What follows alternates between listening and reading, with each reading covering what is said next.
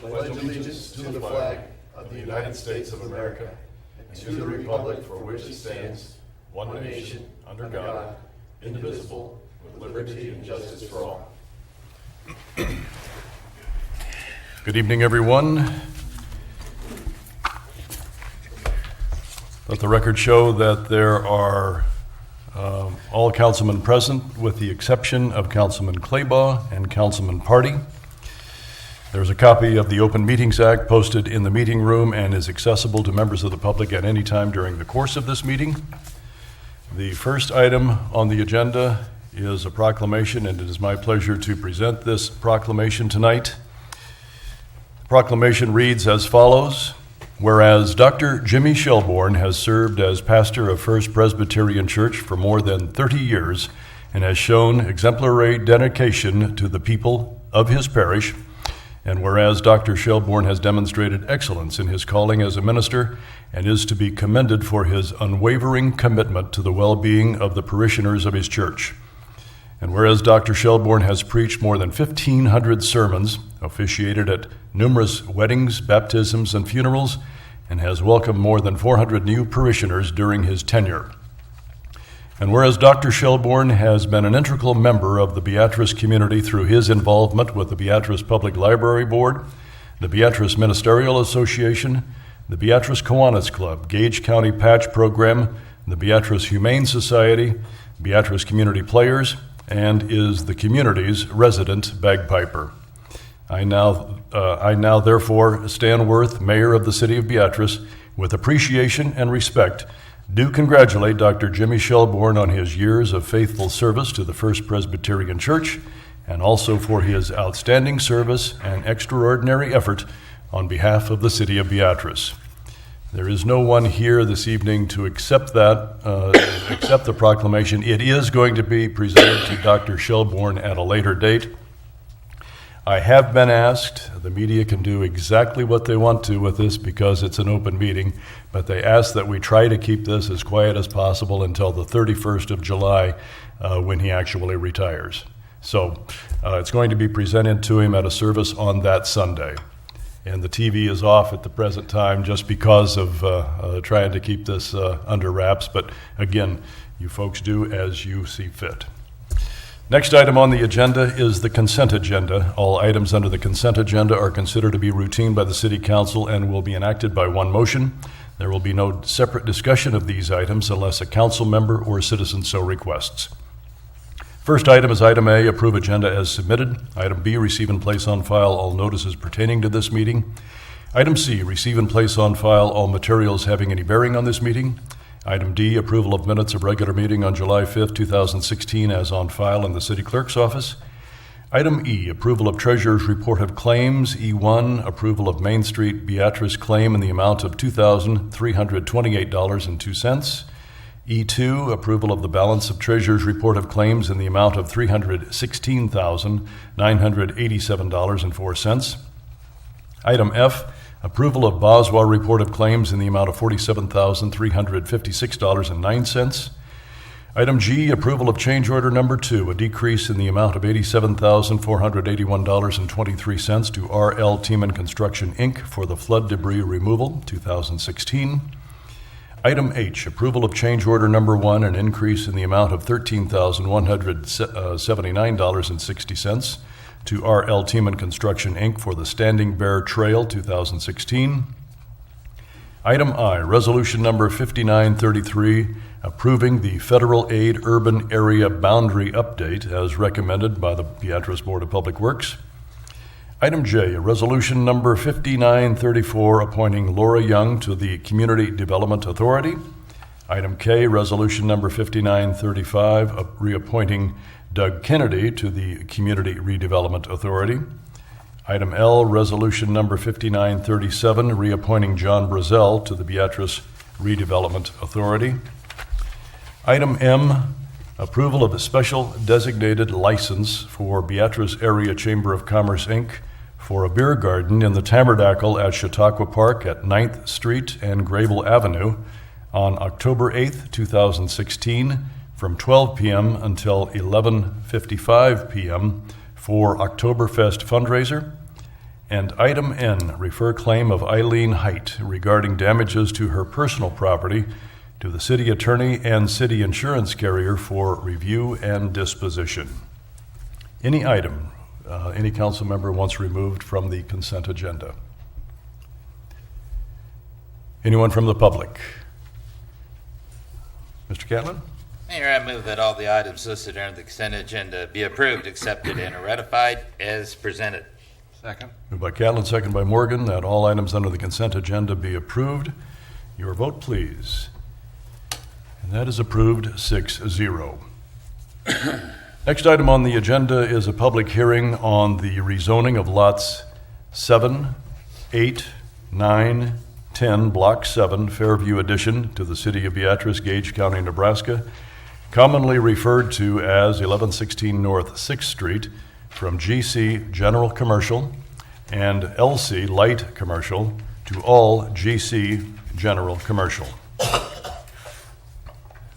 I'll go ahead and take this one.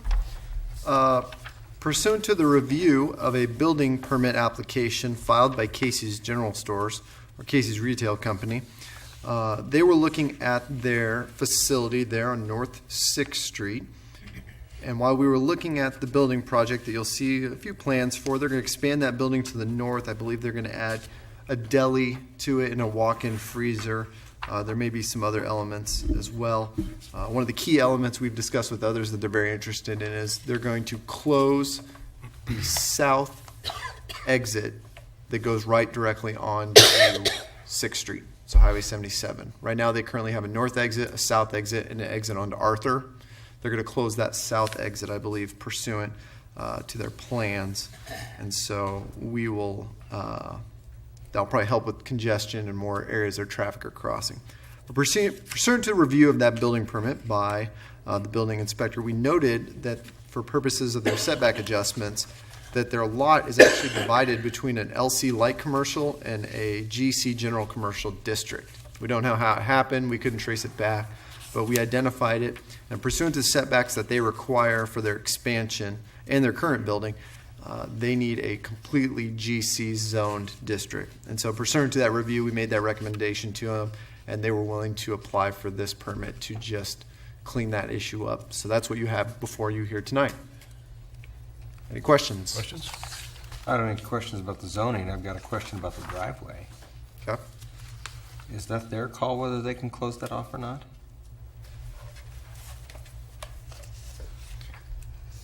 I know that James doesn't have a problem with it, but I don't know that if NDOR would have an issue with them closing that versus I wouldn't have a problem with them closing off their south driveway, but not their north one. Is that what you said they were going to do? they're closing the south one. Okay. The north one is going to remain open. The south one, I think they felt it was just so close to the Arthur Street entrance that it was a mess. It's So horrible there. Okay. they, at least pursuant to their plan that was filed with the building inspector, they do have that identified as closed off approach. Okay. So Any other questions? I believe the other reason for that, if you look on there, and I think Tobias identified this as well, is that they may be adding an additional pump, and that's directly in the line of that.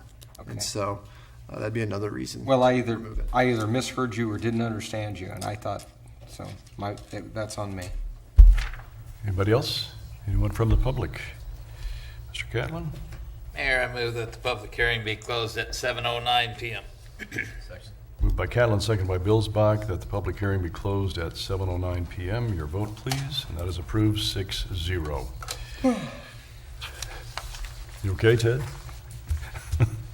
Next item on the agenda Okay. is a resolution number 5937, entering into a master power purchase and sale agreement and confirmation letter with the City of Lincoln, Nebraska, doing business as Lincoln Electric System, as recommended by the Board of Public Works. Mayor, I move that resolution number 5937 be passed and adopted. Moved by Catlin, seconded by Morgan, that resolution 5937 be passed and adopted. Mr. Templemeyer? As we continue with our exit from MPPD, everybody's well aware that we have to have energy and we have to have capacity. Energy is what we're purchasing from AEP, and that contract, we've got that signed and we're underway there. We have to go out and find some capacity. Capacity is actually some generator someplace that could be turned on to meet your electrical needs. at any given time. We currently don't have any capacity. We don't have any generation here locally, so we have to go out and buy it from someplace. One of the places that we contacted that came up with the best price at this time was LES. They have excess capacity. They're willing to sell it. And so what you see here is a contract to negotiate with LES to purchase capacity from them for the years of 2019, 2020, and 2021. I know on page 65 in your packet it talks about the year 2022. We're not going to enter into that fourth year agreement. We're entering into just the first three. You'll notice that the amount goes from 11 megawatts to 14 to 18. That's based upon how quickly we can leave MPPD. Depending on the outcome of a couple of lawsuits, that may be more quickly than what this will allow, and so we may need to still go out and find some other gaps. The next question is going to be what about Bluestem and the addition of a gas-fired plant out in the industrial park. We're still working with them. They've got a lot of steps they have to work through in order for that plant to come to fruition.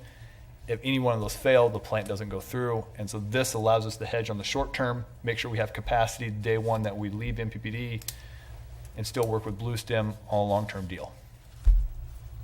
Rich? Then with the LES plus what we get from MPPD, we will hit the 40 that we're supposed to, isn't it 40 that we're supposed to have for high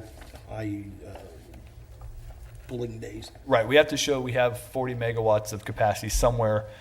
Yes, with these numbers and what MPPD will still provide us, we would be at that 40 number through this 2021. Okay. Questions on this side? Anyone from the public? All right, your vote please. And that is approved 6-0. Resolution number 5937 has been passed and adopted.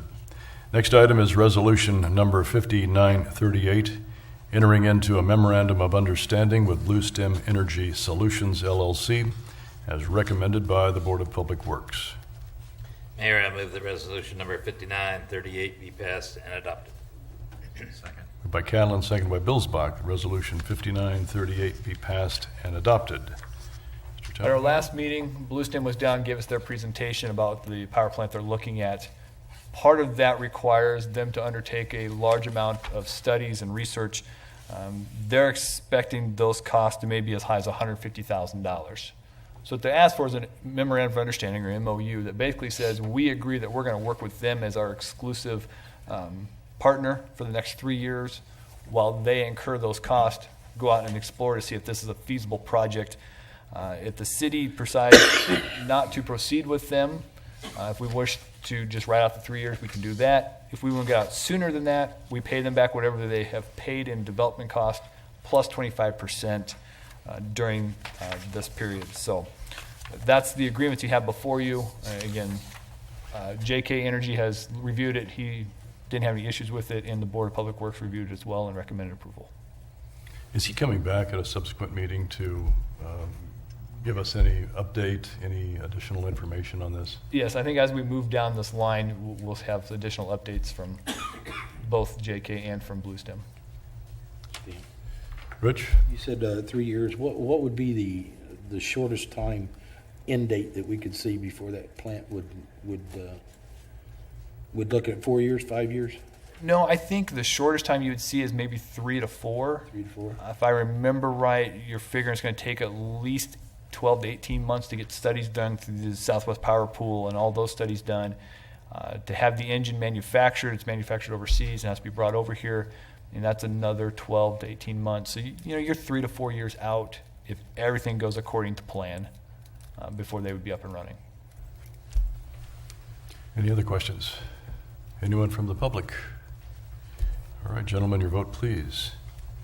And that is approved 6-0. Resolution number 5938 has been passed and adopted. Next item is an ordinance amending the zoning map for the city of Beatrice, Nebraska by changing the zoning of lots 7, 8, 9, and 10, Block 7, Fairview addition to the city of Beatrice, Gage County, Nebraska, from GC General Commercial and LC Light Commercial to GC General Commercial. Mayor, I move that said ordinance be given number 16-033. The title therefore be approved. The rules be suspended. The said ordinance be read by number only 3 times tonight. Second. By Catlin, seconded by Morgan. Ordinance 16-033 be given the title, rules suspended, and said ordinance be read by number only 3 times tonight. Motion to suspend the rules is not debatable. Your vote, please. And that is approved 6-0. Ordinance number 16-033 by number the first time. Ordinance number 16-033 by number the second time. And ordinance number 16-033 the third and final time. Mayor, I move that ordinance number 16-033 be passed and approved. Moved by Catlin, seconded by Billsbach, that ordinance 16-033 be passed and approved. Basically what Tobias had earlier outlined. Any further comments from the public? Your vote, please. And that is approved 6-0. Ordinance number 16-033 has been approved. Next item is ordinance to change the name of Freedom Lane located in the Gage County Industrial Park, Second Edition, to the City of Beatrice, Gage County, Nebraska, to be named Dick Tegmeyer Lane. Mayor, I move the said ordinance be given number 16-034. The title therefore be approved. The rules be suspended, and said ordinance be read by number only 3 times tonight. Moved by Catlin, seconded by Morgan, that ordinance be given 16-034, the title therefore approved, rules suspended, and an ordinance be read by number only 3 times tonight. Motion to suspend the rules is not debatable. Your vote, please. That is approved 5-1. I think it's 6 votes. I beg your pardon. Requires 6 votes. It does require 6 votes? Yes. All right. So that motion then fails. You want to make a motion to read it by title one time tonight? Yeah, I'll do that. David, before you do that, can I make a motion to take this back to our work session on the subsequent next work session to discuss it before we bring it to council for a vote? I'd like to make that motion, see if I can get a second. Joe second, yeah. Joe said he would second if you motioned. Moved by Ted, seconded by Billsbach, to bring it to a work session. The next work session. Okay.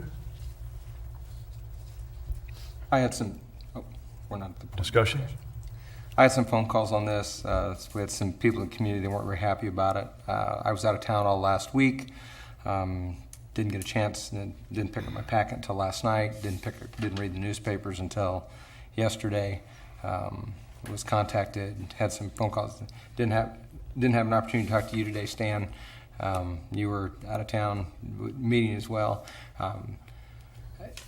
I'd just like to have an opportunity to kind of talk to the rest of you without it being a terribly public thing. So I'd like to have it pushed back to the work session. That's all, gentlemen. Comments? All right, we have a motion on the floor to bring this item to the work session on July the 25th. Is that correct? Yes. Yes. Your vote, please. And that is approved 6-0. So we'll revisit that at a subsequent meeting.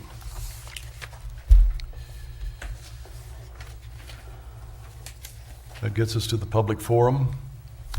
The purpose of the public forum is for the presentation of an item by the general public to the City Council for consideration at a later date. No discussion or action will be taken by the council. At this time, is there anything for the public forum by the council?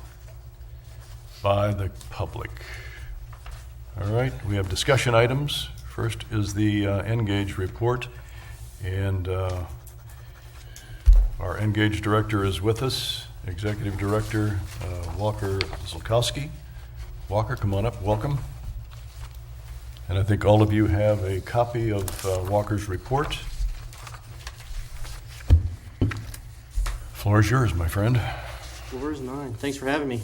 It's a good time to be talking about this. We've had a lot of really cool things that happen in Beatrice recently. So everyone has our report. This is our strategic plan, and we just kind of went through and addressed our strategic plan and the items for each quarter that we've been kind of focusing on, some of the action items. I think leading off, I just want to talk about some of the cool successes that we've had lately, and starting off with the hatchery project, which is, I think, a game changer for our community and really cool thing that's going to change the outlay of the industrial park. It opens up a ton more space for future projects, and we'll have shovel-ready sites that I think that we will be competitive on many levels when projects are looking at our community and looking at other communities in the state. So that's a really big win. It's a great company. I'm excited to have them here. So appreciate everybody and all the hard work that went into that, because there's a lot of big things that went on behind the scenes, especially with you guys. So the other cool thing, Rare Earth, we were here. I want to say thanks to all you guys for voting in favor of that TIF project for that at our last meeting, or your last meeting. But really excited about that company. I think there's big things around the corner for them. We are working a lot with World Lawn right now, and that's pretty big news with them purchasing the 401 North Commerce building. And so it's great to have a 300,000 square foot building being occupied and used for hopefully some expansion. And so their process is coming together. We're working with them really closely, working with the Department of Economic Development, making sure that we're going to take advantage of any programs at the state level or anything else that we can use to help that company grow, because they have a lot of space to grow into and they have a lot of potential. So we're staying very close with World Lawn. And then another cool thing that's happened lately is the Storecraft purchase, that building.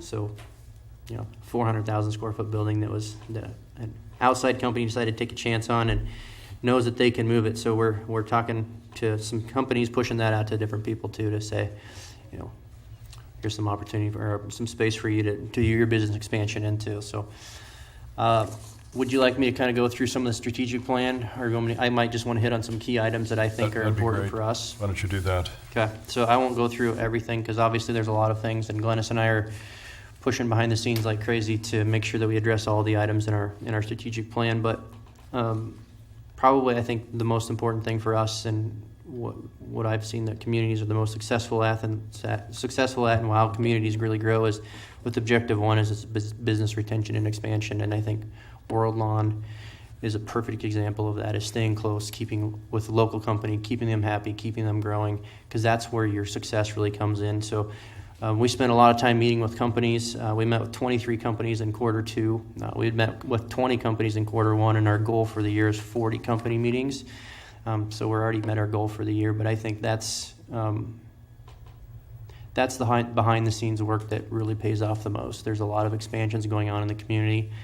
Can't really say a whole lot in a public setting what that is, but there's a positive things, and those companies are taking the next steps to grow. And so we're going to have more announcements down the road, but that's when we meet with those companies, that's what we're looking for. What are they successful with? What are they struggling with? How can we help them?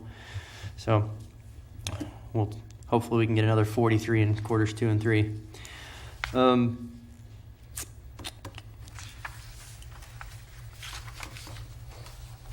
Objective 2, new business attraction. The Hendricks Genetics obviously was the big one for business attraction. Scooters was another cool one that happened this quarter. We're working with some companies or some prospects. Glennis attended the Community Venture Network. That's would be the CVN on your packet. That's an opportunity that we go to a meeting and companies pitch us. They're looking at doing expansion somewhere in the Midwest, and so we have a chance to talk to them and see if they'd be a good fit for our community. Going to that one again next month, so we'll have a chance to reconnect with some of those companies and talk with those consultants. Glennis has been doing a ton on the entrepreneurship and the small business side. We've started a networking coffee. I don't think on your packet. We just had another one last week, and so we had about 8 attendees on that too, a totally different crowd. So there is kind of that neat kind of startup community that's looking at networking and how do they grow their business. So we're really working on that side as well. And then also with just other small businesses, we met with 12 small business owners that are looking at doing some transition things. So trying to help them along the way. And then just hitting Facebook and Twitter and blogs and newsletters and anything else we can do for marketing. And we'll start traveling in the fall once trade show season kicks up. Any questions of Walker? I got one. Okay, Rich? All right, Rich. I'm not, everybody knows I'm not technical. What the hell is a MailChimp? A what? A MailChimp? It says on your page 3, it says email marketing, constant contact, and MailChimp. What's a MailChimp? That is, I think we'll have to talk about that in closed session. The MailChimp, I don't know, actually, that's a great question. I'll have to get back I to you believe on it's that. just a company out there who does surveys online for you. It's, Oh, okay. it's just the name of the company. I just Good kinda got a question. chuckle on that. I didn't know what it was. That's pretty detailed reading. At least you know I'm reading your stuff. I appreciate it, I do. Ted? I got a couple of questions. The expansion in the Husqvarna building. Yep. Are they buying that building? Yes. They intend to use it all for their own, I mean, that's big. It's big. It's a good question. So they did purchase it. It's not public yet, but all the documents are signed, and I think it'll be closed here pretty soon. They have an internal committee, and I just met with them, Greg and I just met with them a couple days ago. They're trying to figure out what they're going to do because they have 400,000 square foot of space in one community now. So that's what they're trying to figure out, whether they sell their old building or use all the new one or release out some of the new space. So, yeah. It's not public as far as how they're going to utilize the building. That's what Yeah, you mean. It's exactly. it's public, the fact So, that no, my that the question building has was- been purchased. But they- But my question was, do they own it?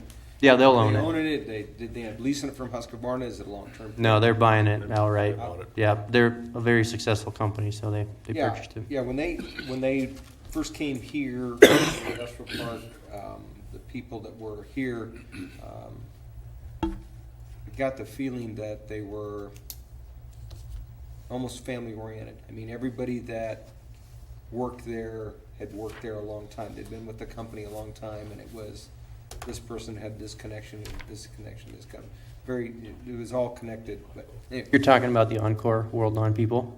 Yeah, I'm talking about the World Lawn people. Yeah. The people from China, yeah. Anyway, so my other question is, Mhm. has you, as we fill up the industrial park, has your board talked to county or us or NORD about another access point to the industrial park? I mean, are we trying to expand to the north to get to Hickory, that 1.5 miles? Or are you trying to get down to Blue Ridge? I mean, you obviously can't go down Sargent because that runs through the airport, but, you know, we're getting to kind of a choke point, and I just want to, if you haven't started discussing that, please, you need to start discussing that. No, and that's certainly a question I could ask in our business, in our interviews. It hasn't come up to me yet, but if that's something you hear, then absolutely want to address it. Yeah. Ted, in the past, when we've had conversation with the county about Southwest 32nd Road, my understanding that's a township road. Yep. The next road to the west is a county road. Yep.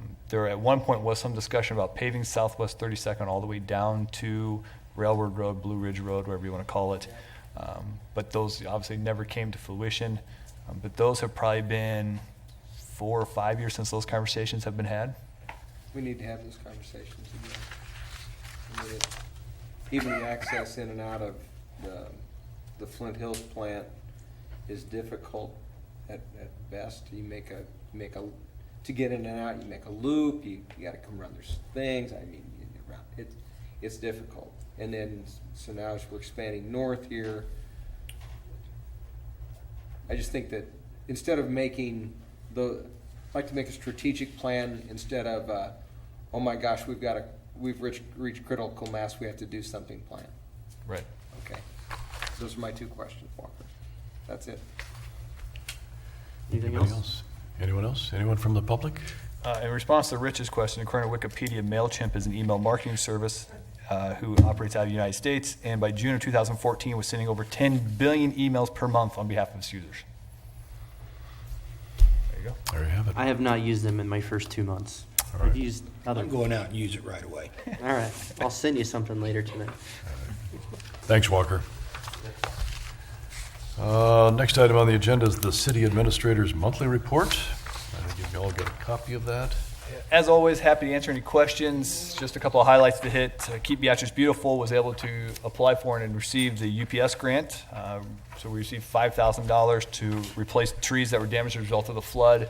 If anybody's run the trail, especially through Scott Street ball fields and over through Chautauqua Park, you'll notice there's a lot of trees and bushes and whatnot that didn't make it through the flood, and they're starting to show their damage now. So this grant will allow us to acquire 50 trees that will be planted throughout the Chautauqua Park and Riverside Park and along the trail area there. This week, the new ball fields at Hamble Park are supposed to be started with the fence going in. My understanding from talking to Doug Lowry today, they didn't start today, so hopefully tomorrow they'll get started out there and start putting those fences up. They figure it takes about 2 weeks to get that work done. Scott Street ball fields, if you go there, you'll see new trails being put in. In the past, there was some old asphalt, it's kind of broken up, it wasn't real even. That's all been torn out. New concrete was poured to make both the north and south sides ADA accessible. So that work is being undertaken. The realignment of Grant Street between 4th and 5th is underway. Plans designs are about 75% completed. So surveying's all been done. We're just laying all the plans out and make sure that work is done. I know James is hoping to have that out for bid fairly soon to get that project done. And then about a month ago, we had some power outages as a result of the substation at 19th and Hoyt. If you read through Pat's response, you can see he had some high voltage arresters that were shorted out. They did their job, which is good, but the bad part is that they did their job, which meant they shut power off to the rest of the community in that area. They went through, took that substation offline, repaired everything, brought it back on, and have not had any problems with it since then. So hopefully they were able to find the problems and correct those. Other than that, any questions that anybody might have? Gentlemen, anything? Anything from the public? All right, Tobias, thank you. And the last item on the agenda is an update from Mr. Butcher on 407 Court Street. What I'd like to do is provide you first with kind of a calendar of events since the last time we met and spoke on this item. And then in your packet, you'll note that we've received the most updated version of a demolition and construction agreement. And also you'll see a contract for sale of real estate in there. The City Council last met and discussed 407 Court at our June 6, 2016 meeting. There's a general discussion about general terms that may be included in putting together the demolition contract for this item and some of the costs associated therewith. Approximately about 8 days later on the 14th, we met with Kate Radigan and discussed basically the same terms that we had discussed here. Attempted to get those finalized, and then the next day I reduced those to writing, passed that on to Kate, and gave those to her. She was going to seek, she had a few different councils she was working with to try and get those hammered out. So we just kind of worked through those over the next few days and ultimately a few weeks. Ultimately, she retained counsel out of Omaha, Amy Jorgensen, and I was able to get in contact with Amy on the 29th of June. At that time, she still hadn't got the documents, and so Kate and I worked to make sure that she got those, and she confirmed that on July 5th. And so Amy went over those documents with Kate. She needed the exhibits that go with them. There's an extensive amount of exhibits, as you'll see as you peruse through the agreement, that cite the structural engineer's reports, the schematical drawings, all of the asbestos reports. All of these elements are all included along with the contract for sale of real estate. And so we forwarded on all of those schematic drawings and everything else to council for the owners of the Black Crow. On July 14th, which is just last week, I did receive a response back from their council and proposed changes, which you'll see in your packet. And pursuant to that, I undertook a review of it, shared it with city administration, and then I also forwarded that information on because it does include other parties within the agreement, as you'll note. David Lang, who is the owner of 409 Court, the kind of the sandstone building directly to the east of 407 Court. He's included within this contract, so I provided and spoke to him on the phone and provided him a copy of this updated version. I also spoke with Lyle Koenig, who is attorney for Team and Construction, And me and Lyle had a conversation over the phone, and I did provide him a copy of this via email that morning as well. And then finally, we also tracked down Bob Tiemann that day and put a copy of it into his hands because we knew he is hard to get a hold of during the season due to construction and other matters. And so with Lyle's approval, I did get a copy of this into Tiemann's hands that morning on the 14th as well. So all parties saw the most recent version at that time on the morning of the 14th as soon as I received it. And so now you have that included in your packet here. And pursuant to my discussion with city administration and the mayor, after my review of this, we decided to bring this item to you here this evening. So one, you could start looking over it. And two, there's at least one or two items that we need to address, specifically one being the issue of back taxes. As you remember, the proposal was that there would be some agreement that some money would be put in for repairs and some money would be put in at a later date to pay for the property should the city acquire 407 Court. That balanced out in some way, shape, or form to $10,000 total between those two items.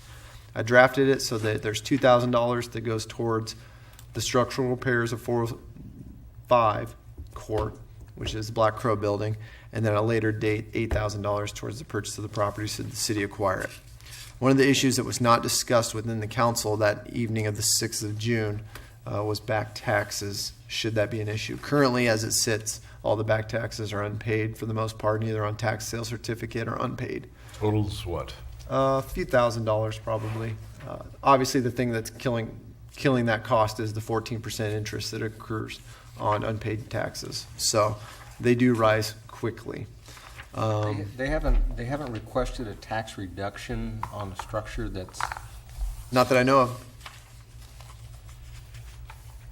okay. I guess when you're not paying the taxes anyways, What difference does it make? there's not a big incentive to want to have them reduced when you don't pay them anyway. How much did you say it was, Greg? A few $1,000s. You? Yeah, because it goes back over 6 years, I think, at the time that we last checked. So some of them are bought up within tax certificates, and then some of them are just currently delinquent because they haven't gone up for tax sale yet. So that was an issue that wasn't hammered out pursuant to our discussions here. Okay. And when we had Kate come into our office on the 14th of June, we noted that, and we said at this time, the way we're going to draft it is, should we acquire and pass it on, the taxes would be a responsibility of the ultimate owner, which would be Kate and Ray. That's how I drafted it. There was some disagreement about that, but we had to get it in some form so we could pass it on. And then I knew pursuant to the draft that came back that there's some disagreement about that, and we identified that, and we wanted to come here tonight and hash that issue out. Other than that, a lot of the provisions, and I'll let you know in your packet, if you see changes in, I'm guessing in your color is purple.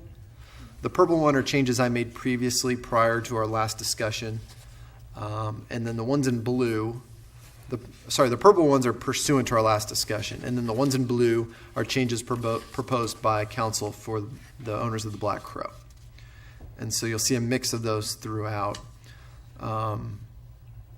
A lot of the blue changes that have been proposed by the owners of the Black Crow direct mainly to things that are undertaken by the contractor that's denoted in here. And so Tiemann Construction will ultimately have to approve or disapprove of a lot of those. As it comes to the city, we didn't have terribly many issues. The one we did note was in relation to the signing and approval process for change orders. Originally, what we had discussed was that if change orders were ordered by either of the other two property owners, for instance, we'll just use the Black Crow as an example. If there's something that they specifically need done differently in their building than what Tiemann Construction was going to do or the structural engineer required, they make that request, they request it, they pay for it, that's fine, and they approve it. We'll verify that since it's ultimately our contract. What came back was we found that the request was any change orders that are requested pursuant to the project, even for just the demolition directly of the 407 Court building. The owners of the Black Crow requested that they get those change orders in writing and have an opportunity to approve them as well. And so we had a concern about that. One, predominantly from a timing standpoint, as you are familiar with, when we do change orders for most of our projects, it's a pretty quick process. They're usually reviewed by administration or the city engineer. They discuss them, and then it's either approved or disapproved generally, and then it comes through this body at a later date. So what But we don't hold up the projects and do to them. Yeah, Rich? So what you said is if any change orders comes through, we're responsible for it.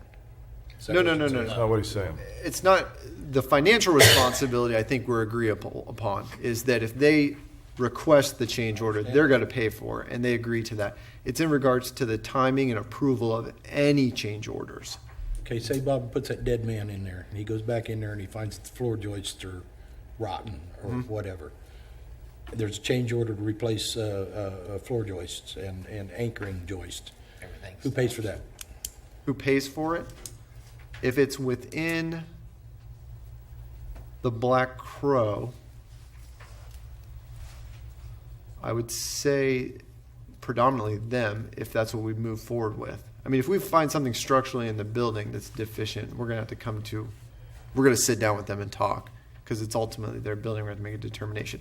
But for instance, they say, we want all the steel on the outside of the building to be a rust color, whatever, something to that effect, then they're going to pay for it. But what I'm saying is, when you get into remodeling or redoing an older building, no matter what you see, when you get into it, there's problems, and we're going to end up with a lot of.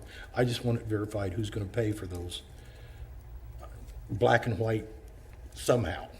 It's going to be whoever ultimately orders the change order. If we order the change order, we're paying for it. If they order the change order, they're paying for it.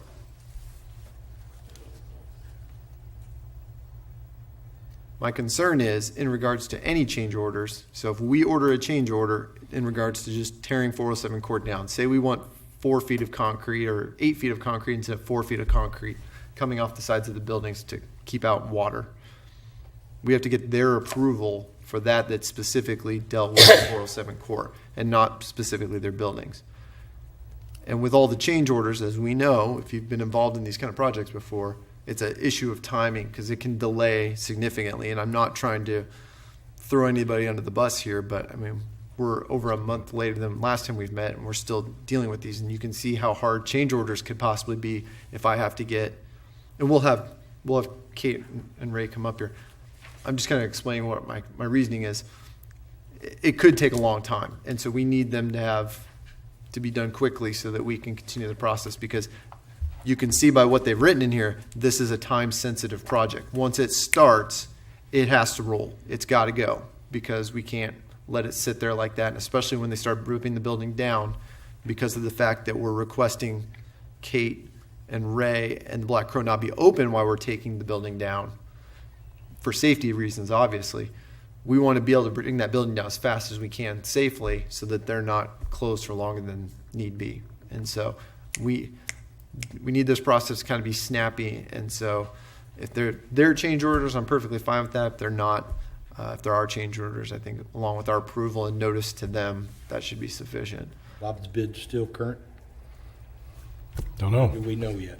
Don't know. Well, we don't know in regards to the fact that he hasn't seen this contract. I mean, obviously, if he sees the contract and just walks away, we really don't have any obligation. We'll have to go out for bid again. Again, so obviously the change order is an issue. We just wanted some general idea on. And then there's the issue of back taxes. That's probably the most significant fiscal issue that we need addressed tonight. With regards to back taxes, if you look online, which I just did, it looks like maybe 06 to 2015 haven't been paid or have been paid through tax sales. Each year averages about $300 a year. 10 years is about $3,000 plus interest. So that's kind of ballpark you're at. I'd say 4 on the high end. I mean, interest is 14%, but it's a small amount to start with. So ballpark idea of where you're at back tax wise. Answer to your question, valuation decreased in 2010 by $415, has been constant since then. I would think it'd be less, Tobias. But you're right, and I thought the taxes would be higher, I've never looked at them online, so I guess I should have done that before I asked. But Any other questions by the council before we ask Ray and Kate to come forward? Okay, come on up.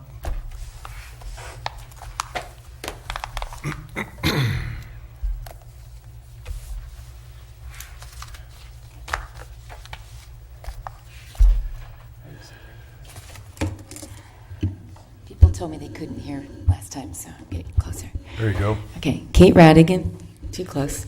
Kate Radigan, 73051-60725 Avenue, Sterling, Nebraska. Ray Arter, same address. Okay, with regard to the change orders, I think we can resolve that pretty easily because my intention in asking for that was not so much to require permission of the change orders that the city requested as just to be informed of them. I think that was just something that got put in there by Amy, maybe a communication error between her and I. What I wanted to do is make sure that any change orders that were said to have been requested by me were in writing so that there was no confusion or question about who did what or who said what, so it would be very clear to avoid conflict. So if we request something, we want to put it in writing so that we are on record that we did request that. As far as what the city requests, let's say something to do with the demolition or whatever, what I wanted to do was just be informed. We have the drawings that show what the city engineer recommended, and I'm assuming that it's going to be done that way, and I wanted to just know if something is done differently so that I am in the loop and have a record of it for the future about what was done, if something was moved one direction or the other or something. I don't need to approve those. I just wanted to be made aware of them. So I have something in writing that says, we did this instead of this, just so I know what happened to the building and what was done to the building. That's all. I mean, we can fix that easily, I think. And I think that resolves that issue. We'll just provide notice in a timely manner to them, and then obviously seek their approval for the ones that they order, and for the ones that we order, we'll just provide notice and do our normal route. It's just really exchange of information. Yep. Yeah. I've got a question there, Greg. Ted? Obviously, I haven't had an opportunity to get through the 20-plus pages of this, and I'm not an attorney, so I'm not going to be able to, I can follow it, but I didn't get it. But as far as the change order goes, you're in the process of demolition. How do you, something that you have to shift from Plan A to Plan B while you're tearing it down, how do you intend to stop that? and check? For the most part, in the demolition, we don't believe there'll be terribly many. Obviously, there are schematics and drawings that we have for 407 Court. That's why I used the example of the cement. We're going to put down some stuff after we're done and leave a few things behind in a certain way that we've designed. We may change those designs, but we don't want to. Okay. In regards to the demo itself, I mean, really, we've just agreed to team in to just take it down somehow. Yeah. The documents aren't that specific Yeah, for the they're not that demolition. specific in regards to that. They're probably more specific in regards to the structural elements that go inside the buildings for change orders. So for instance, if it required a 1.5 inch rod that goes through for the structural elements, and then they come back and go, that's blowing bricks out. We'd really like to do a 1 inch one. We think it will structurally hold better. Will that give us the right load factor? And then they'll go back with the structural engineer. They'll say yes. They'll go, all right, let's do a change order for it. On that one, as long as the structural engineer checked off on it, I don't know that I specifically want Kate's to chase her and David Lang down, especially if it's in Kate's building. Why do I need to chase David Lang down? So those are the kind of things. But if she orders us to, use a different kind of metal on the exterior plate, or if she wants us to put up some facade element that we could get up and put up right away while we're up there, then we would have them handle that and approve that in writing. So, like I said, the way it's drafted now, though, every change order, no matter who ordered it, would have to be approved by all parties in writing, and that's just a large undertaking. Yeah. So that's why I brought it forward. That seems problematic, but to say the least, that seems problematic. Yeah. But I don't, like I said, I don't have a problem, as Kate proposed, just giving notice, because That was really my intent. I think it just in the translation just got, because she's in Omaha and we're doing a lot of this over the phone, so I don't think there's any problem with you fixing that. it may not be, and specific to, as Kate discussed, the structural elements, if we do have to get a structural engineer to check off on their change anyways, that's going to give us a time window to go get their approvals into while we have that looked at. and let them know that we're looking at a change order. So be prepared. We'll give you notice. Well, my concern is just that some of this can happen very quickly. And then we can't, you reach a certain point, a tipping point, where you can't stop with this. So I'm just saying. I think we can resolve that, Ted. I think we can. I'm not the one doing it on a day-to-day basis. Understand. I'm just the one posing the concern. Appreciate that. Anybody else? So Teeman's out of town probably for the rest of the week, as I understand it. We haven't resolved the issue of the back taxes. We kind of need Sorry? to have that back and forth. All right, let's do that. And so I don't know. It just wasn't discussed. As Tobias stated, it's going to be approximately $3,000 to $4,000. So Might be a little bit more with interest, but that's where you're at, this principle last. Thoughts on the back taxes? Can I ask you a question? yes, I don't know if this is going to help us resolve this or not, but when I spoke to the county about this, they indicated that it was just 2013 and the first half of 2014 that was on a tax sale.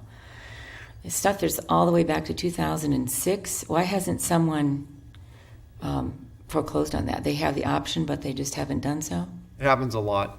Where Okay. the older ones, and maybe those don't count now if they've gone past their. If they've gone past their 3 years, they cannot be foreclosed on anymore, or maybe somebody bought them later, and so that time window's still open. When I looked online right now on my phone, I couldn't tell exactly when they were purchased. Some were purchased in 2012, and so if that's the case, their windows probably would be closed by now. Because this is what, I mean, we could verify this, and I, you know far more about this than I do, but what I got from the county was that I think it was $847 that was due for the person that had bought them in 2013 and 2014, and he had until 2007 or 2018, so which is a long ways down the line too. I don't know what the amount is, but my concern about that was that we want to be able to go in there and right away develop that and use it, and hadn't figured in having to have thousands of dollars of property taxes that we had to pay for that too. So I don't know how to resolve that. Gentlemen? Is there anything we can do to George? George have any equity in his house or anything like that? I doubt Because this is it. the only guy with no skin in the game. Pardon my French. I think you had indicated he's judgment proof, pretty much. For the most part, we will file.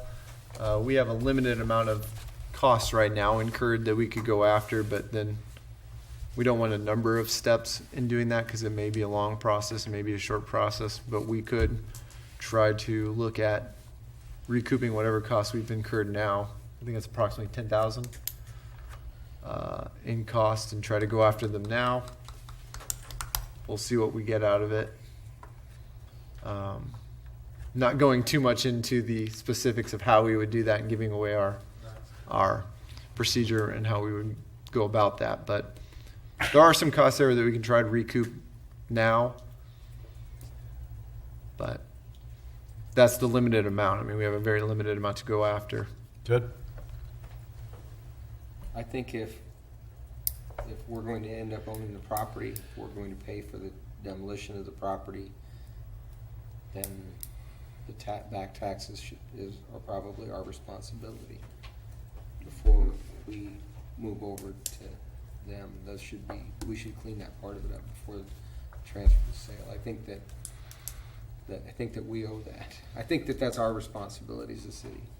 I don't like that. I'm just saying that if this was strictly, if this was two businesses adjacent, looking at their business and us as a business, and we were purchasing this property, we'd have to buy those. We'd eat those costs. So I think we end up with that at this point.